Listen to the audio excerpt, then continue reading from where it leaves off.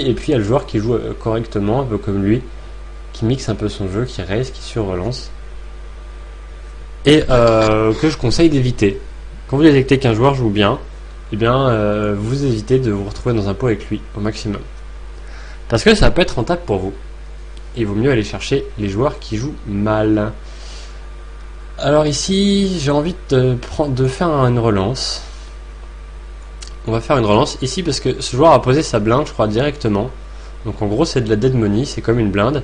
On est au cut-off, on a de fortes chances de se retrouver en position si ce joueur la paye. On a une main à fort potentiel. Donc on relance à 45 centimes. 3 blindes et demi, plus une blinde pour virer ce joueur-là. Hop, on a un board qui est pas mal pour représenter l'as. On va le miser instantanément. Et on prend le coup.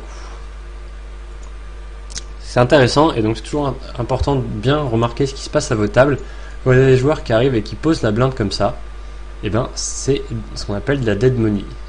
C'est de l'argent qui attend d'être pris par vos mains. Ici valet 3. Important aussi toujours de recaver max, parce qu'on a envie quand on tombe sur la bonne rencontre d'en tirer le maximum. Hop, ici donc 3 blindes et demi, ce qui est normalement le raise qu'on est censé faire standard. Même si on a tendance à réaliser plus 3 blindes souvent. Et on nous donne beaucoup de crédit à la table. Aussi important d'essayer de voir l'image que vous avez à la table. De voir les différentes tables, différentes dynamiques. Ici je vais sûrement pas continuation bet. Bon, sous tous les cas j'aurais pas continuation bet. Tout simplement parce que je viens de lui faire un continuation bet. C'est un joueur qui est mauvais, qui a 5 € de tapis. Et s'il décide de payer une relance comme ça, je pense qu'il va rarement fold le flop. Donc j'aurais sûrement check behind, n'ayant rien touché. Ça fait un peu weak, mais je pense que c'est la meilleure line contre ce genre d'adversaire. Si j'ai 9-10 offsuit, je vais essayer de lui prendre sa blinde avec une relance, surtout qu'il a l'air assez serré. D'ailleurs ça c'est une note qu'on pourrait prendre, parce qu'il est sur les deux tables. Il joue max, donc déjà de base quand le joueur joue avec une cave max, essayez de lui donner un minimum de crédit. Et voilà, donc ce joueur là ici encore qui nous agresse, mais ici il a mis 40 centimes. Alors je sais pas si 40 centimes c'est quand il a de la force et 30 centimes quand il n'y en a pas. Malheureusement on n'a jamais eu l'occasion de voir un showdown, de voir un peu ce qu'il avait. D'ailleurs c'est aussi une marque d'un joueur qui joue pas mal parce qu'on n'a jamais eu l'occasion de voir ses mains. Voilà, donc il nous montre 3-8 offsuit. Ce qui n'est pas forcément trop gênant.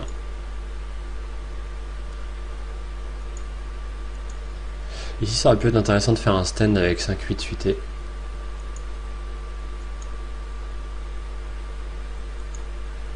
Et maintenant, la question que je me pose, c'est est-ce qu'il n'y aurait pas moyen de mettre un délai sur mon broadcast?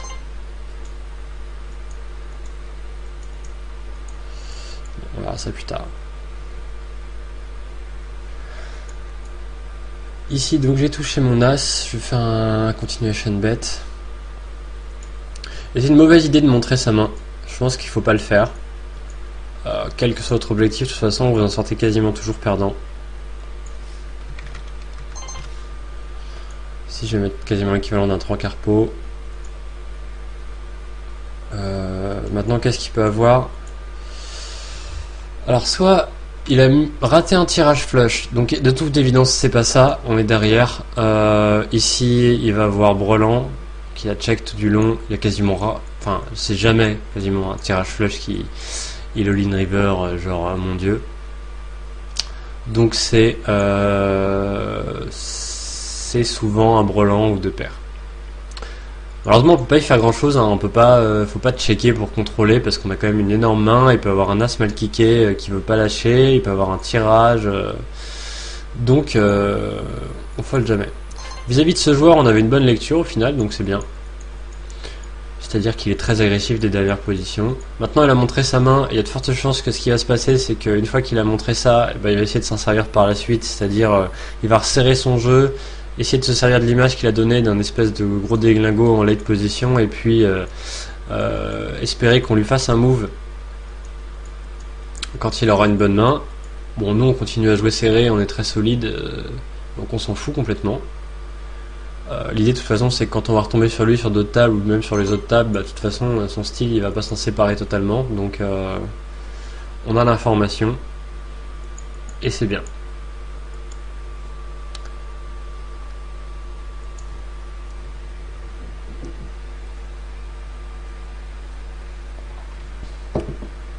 voilà, ici on a instantanément lâché As Queen en haut parce que au final l'As Queen bah, c'est pas terrible, hein. C'est battu par quasiment tout. Quand le joueur montre une force comme ça à la river, et je ne cesserai de le répéter, à la river ici quand on vous bête, on vous rentre dedans comme ça avec des overbets, vous avez intérêt à avoir les notes sinon vous n'allez pas aller très loin. Lolipo, on va lui mettre une petite pastille verte parce qu'il sait jouer, on a vu, enfin il sait jouer, en tout cas il est serré, il est solide et il va rarement nous faire des livraisons avec rien, donc faire très attention quand il mise. Hop. Ce joueur-là, par contre, je donne beaucoup moins de crédit. Il a l'air de faire un peu n'importe quoi. Je vais pas en arriver directement, mais bon, déjà, un joueur qui limp UTG, c'est déjà assez ridicule. Alors ici, ce joueur raise souvent du bouton. On se retrouve dans un spot parfait, parce que si on fold celui-là il se retrouve entre nous deux, il va souvent fold avec la pression qu'on va mettre. Ce qu'on va faire, c'est qu'on va raise assez fortement et prendre les 2 fois 30 centimes. Ce joueur-là, il a souvent rags, c'est-à-dire 2 mains différentes. Et là, j'ai l'impression que ce joueur-là, il voit nos cartes, et ça me gêne pas mal. Il va falloir que je mette un délai sur nos trucs. Bon. Oui, donc ici, ben voilà, maintenant on est complètement derrière. Hein. C'était sympa de voir la river parce qu'on a quand même un redraw tirage flush max, en l'occurrence. Mais c'est pas le cas. Donc, je soupçonne ce joueur parce que j'ai l'impression que je vois un viewer qui augmente à chaque fois, plus le fait qu'il nous ait montré, etc., de regarder le stream en direct. Et j'ai pas relancé mon As Queen hors de position, tout simplement parce que j'étais concentré sur cette main et aussi parce que j'avais pas envie de. Je pense qu'il aurait payé quasiment. Enfin, ça aurait pu être intéressant de le relancer quand même. On aurait pu faire un bon bet après. Je l'ai pas fait après. As Queen, ça a quand même mérité. Ici, on va lui mettre 3 fois avec notre paire de rois. On a été payé. On va continuer bet avec un 3 carpo.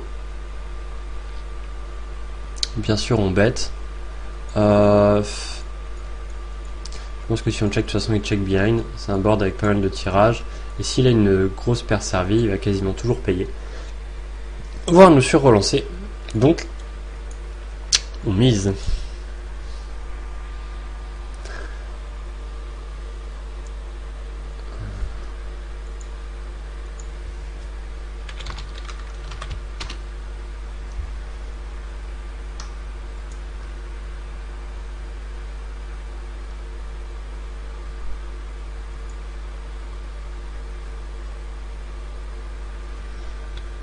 Alors, donc c'est 6 joueurs qui avaient 2 paires contre un joueur qui avait, oula, pas mal aussi d'essayer juste avant que les joueurs disparaissent de leur mettre une petite note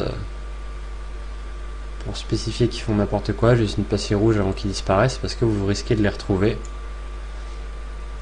Et c'est toujours intéressant de savoir quels sont les joueurs que vous pouvez exploiter au maximum.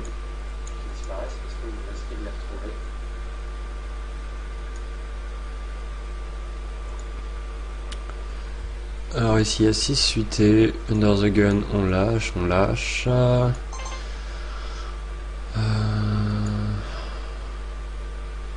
ici, je pense qu'on était dans les blindes, c'est pour ça qu'on se trouve dans ce spot. Hop. Alors on va faire notre raise standard, 3 blindes ennemies du bouton avec la paire de dames.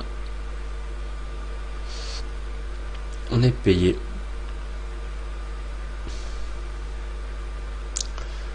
Évidemment, on va continuer bet. Là, on a 2 joueurs qui ont limpé, donc on va les punir avec un raise conséquent. Je suis assez étonné là, j'ai un peu aucune idée de ce qui se passe, enfin de ce qu'il peut avoir dans sa main. Il peut avoir à peu près tout et n'importe quoi, et je vais juste ralentir le coup, tout simplement. Maintenant, voir la façon dont il a joué par le passé, je pense que s'il avait flush ou quoi, il l'aurait misé. On va value bet On sera payé par un 9 ou par un 10, je pense. Et je pense que c'est ce qu'il a le plus souvent ici, c'est un 9 ou un 10. S'il avait un tirage, il l'aurait value bet, simplement parce que tout à l'heure, on l'a vu nous faire check call, et puis push river.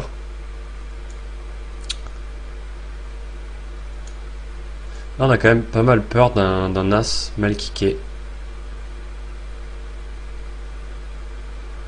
Ici, j'ai tirage flush plus gutshot. Donc je vais payer. Là maintenant, 2 euros, on fold.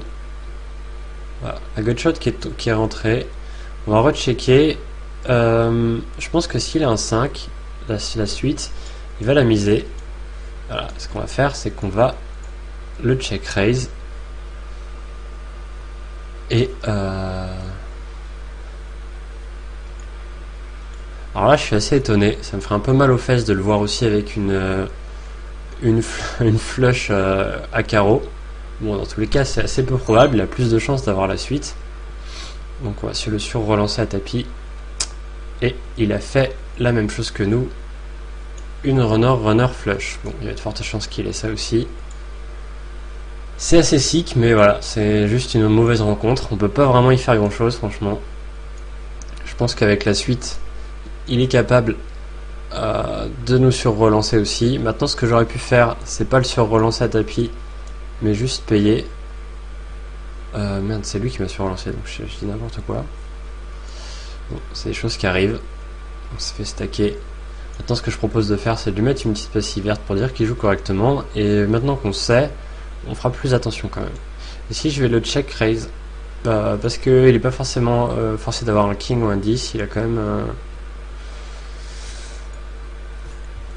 Je pense qu'il a souvent... Il a souvent pas touché ce flop, ou en tout cas il n'a pas une main qui est légitime, vu qu'il nous relance comme on le sait avec un peu tout et n'importe quoi. Nous on est sur un semi-bluff avec un tirage couleur. Et je pense qu'ici on prend souvent le coup. Voilà. Donc ici on s'est servi de la lecture qu'on avait de ce joueur pour faire ce coup. C'est-à-dire, on sait qu'il est très agressif des positions comme celle-ci. On a des connecteurs suités, donc on a payé parce que c'est un fort potentiel. Il mise sur le flop king 10x. On a notre tirage flush. Ici, on va le check raise parce que on va très souvent prendre le coup avec ce move. Et quand on prend pas le coup, quand il décide soit de payer, enfin ça va souvent être à ces limites-là, ils vont souvent vous payer derrière. Et ben, on est sur une sorte de semi-bluff parce que on a un fort pourcentage de chance de gagner le coup en touchant la flush.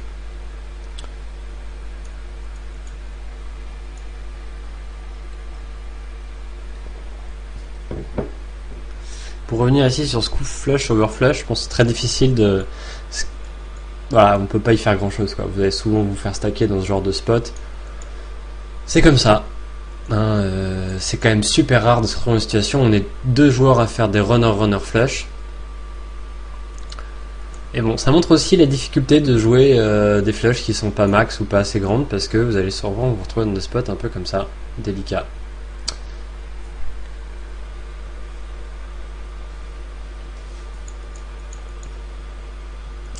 Maintenant, quand vous savez qu'un joueur joue bien, il a peu de chances de vous sur-relancer sur un board avec 3 cartes comme ça d'une couleur sans la voir, juste avec une straight. À moins que ce soit la suite max. C'est-à-dire que là, s'il avait eu 5 et un 8, je pense, ou un 9, je sais plus, il aurait eu la suite max. Mais bon, c'est assez peu probable, je pense. Ce qu'ils vont se dire, et à juste titre, soit c'est la réflexion qu'il faut se faire quand on a la suite dans ce spot, sauf si elle est max, à la limite ça change pas la réflexion, mais si on a juste le 5, soit lui aussi il a un 5, on va split, au final les seuls gagnants ça va être la room, soit il a fait un runner avec sa flush, enfin bref, dans tous les cas on n'est pas max, donc on se sent pas confiant pour rip-hop derrière. Donc quand même lui donner du crédit quand on se fait push derrière. Maintenant c'est d'après moi infoldable, malheureusement. Et c'est le genre de main où vous perdrez de l'argent, c'est comme ça. Hop, fold.